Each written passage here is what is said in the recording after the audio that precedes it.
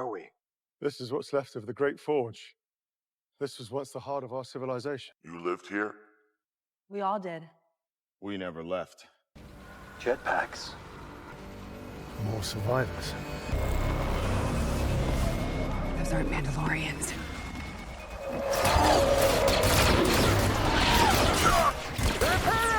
Take cover. They're wearing Star armor! We're pinned down.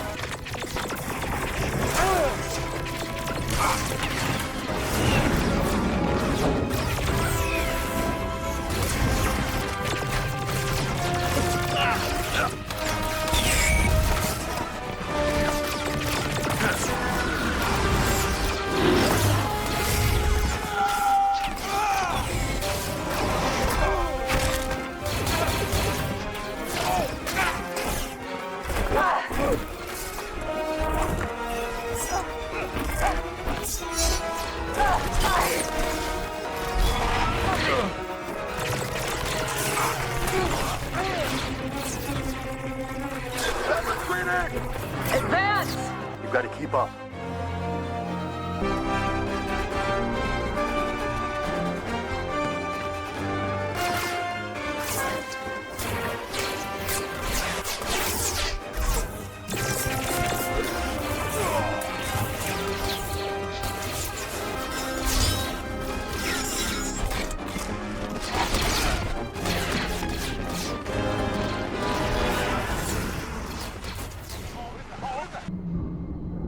What is this place?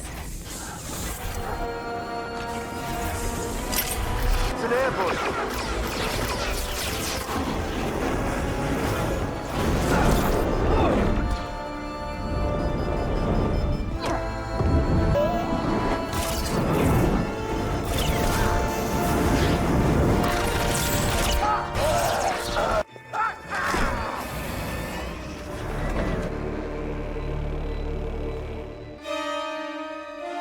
Disarm him.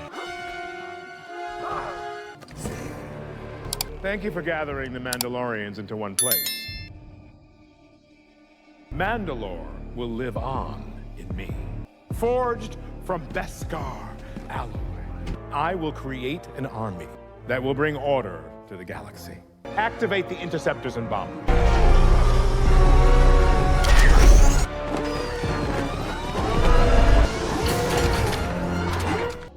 Bo-Katan.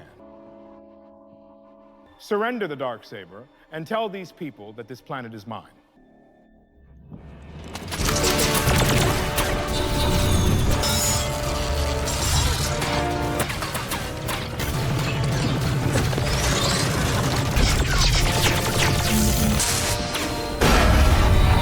Fall back!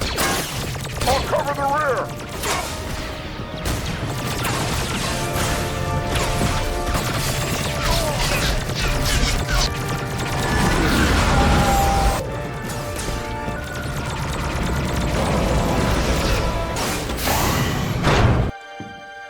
This is the way.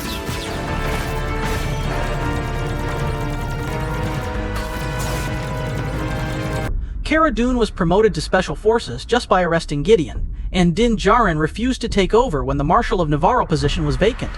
Do these two characters' choices make sense? Both choices are totally logical, and here's why they fit the characters so well. First, Cara Dune isn't some random person. She was a former rebel soldier with years of combat and tactical experience. Arresting Moff Gideon, the leader of the Imperial Remnant, was a massive win for Nevarro. It's not just arresting someone, it's taking down a major threat, so her promotion to Special Forces makes perfect sense. Second, Din Djarin's entire journey revolves around his Mandalorian creed. He never cared about power or titles. For him, the only thing that matters is finding his fellow Mandalorians and upholding their ways. The Marshal position would tie him down, pulling him away from his true purpose. So refusing to take over isn't irrational. It's 100% true to who Din is. Third, their choices aren't just random, they're rooted in their backstories. Cara wants to use her skills to protect people, so a Special Forces role fits. Din wants to stay true to his creed, so a political title doesn't. That's why their choices feel organic, not forced. Paz Vizsla sacrificed himself covering the retreat at the Imperial base. Even though the Imperial fire density wasn't high, he still forced a death. Was this a deliberate arrangement for sentimentality? It's deliberate, but it's not just cheap sentimentality. It's a meaningful choice that fits Paz's character. First, Paz is a descendant of House Vizsla. Pride and honor run through his veins. For Mandalorians, sacrificing yourself to protect your clan isn't forced, it's the highest duty. He knew the others, like Din and the Armorer, needed time to get away, so he stayed behind to hold off the Imperials.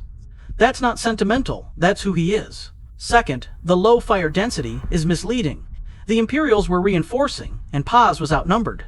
Even if the initial fire wasn't overwhelming, he was fighting alone against a growing force. His death wasn't about the firepower, it was about buying critical time. Without him, the others would have been caught. Third, his death serves a bigger purpose. It shows the heart of Mandalorian culture, unity and sacrifice. It's not just to make viewers cry, it's to remind us what these warriors stand for. Paz's end makes him more than a background character. It cements him as a hero who lives by his creed.